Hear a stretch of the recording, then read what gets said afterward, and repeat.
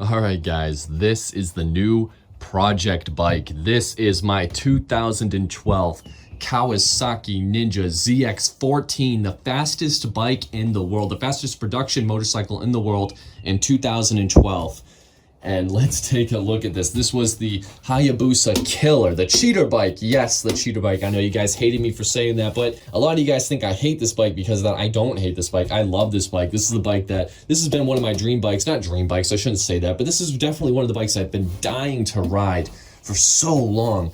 And I'm so excited to be able to ride this thing. Oh, I'm so excited. But anyway, that's going to be later. Right now, let's talk about everything wrong with this bike, because as you guys can see, there's quite a bit wrong. So let's start with the biggest thing, and that's the fact that this bike, the reason why I even have this bike, and that's because it has been totally screwed up. Somebody stole this bike, or they had to have. Somebody stole this bike, and I don't know what they did with this. I don't know why they did that. They snapped this off the triple tree cover, and then they flipped it upside down, and these are not the right bolts at all. Obviously, this one's totally haggard. And as you can see with this bar, look at that play in it.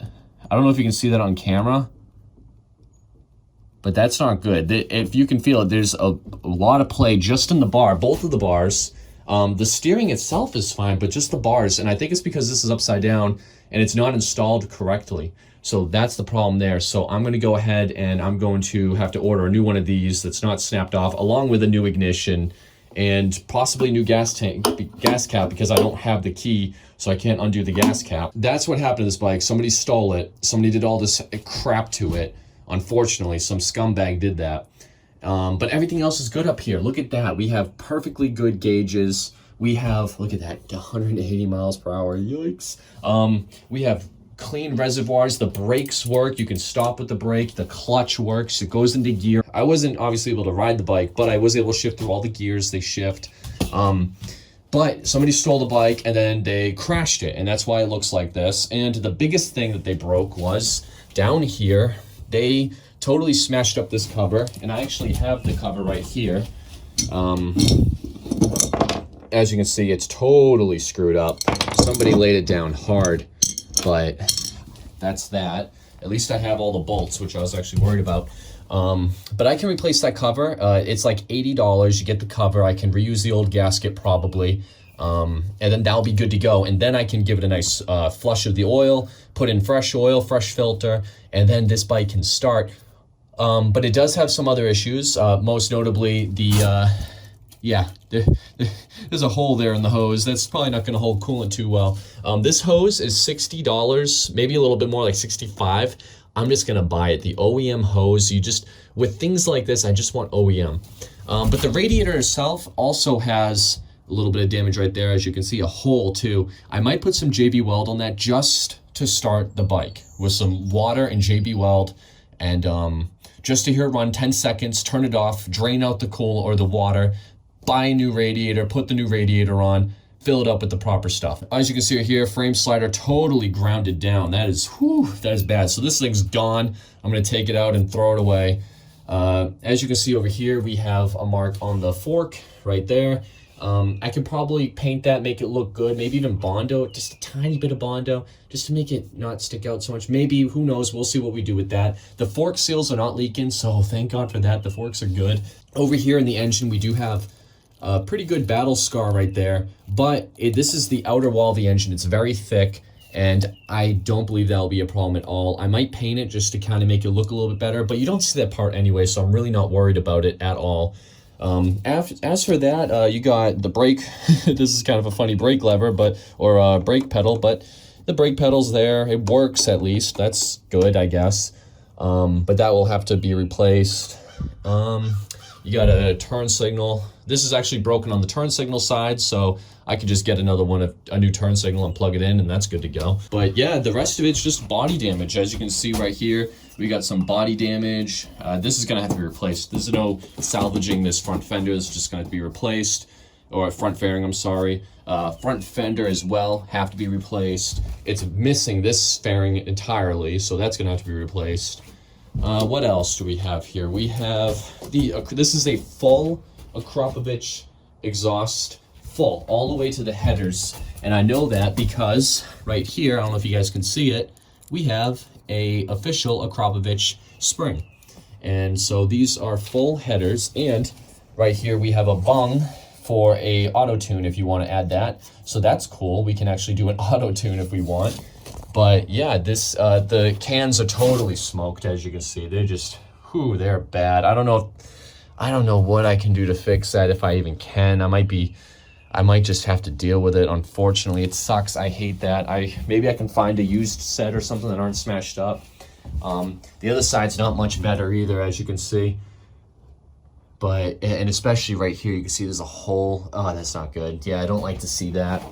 And then over here, you know, we have some, you know, ugly stuff and crappy stuff. These fairings are totally smashed up. Luckily, the tank has no dents in it. I mean, of course, there's some damage and stuff, but it's not that bad. The tank's not bad. I couldn't see inside because I don't have a key. I don't know if there's any rust or any grossness inside the tank. Hopefully there isn't. Fingers crossed, hopefully there isn't. But that's something I can take care of, no problem. But honestly, guys, this bike is really not that bad. I mean, we're talking a new set of fairings, a radiator, a hose, a cover, an ignition, a triple cover, a gas cap, and a key. And this thing's good. This thing's good. Then it's just all aesthetics and a brake lever or a brake pedal. The rest is all aesthetics. But this bike will be so good. And of course, what I'm going to do, my goal is to get it running. Once I get it running, I'm going to start working on doing the maintenance. So first thing, I'll get the cover, I'll get a hose, I'll run the bike, somehow do something with the radiator, run the bike, make sure it runs, get a radiator. Once that's all done and the bike's just ready to go, run whenever I want it to.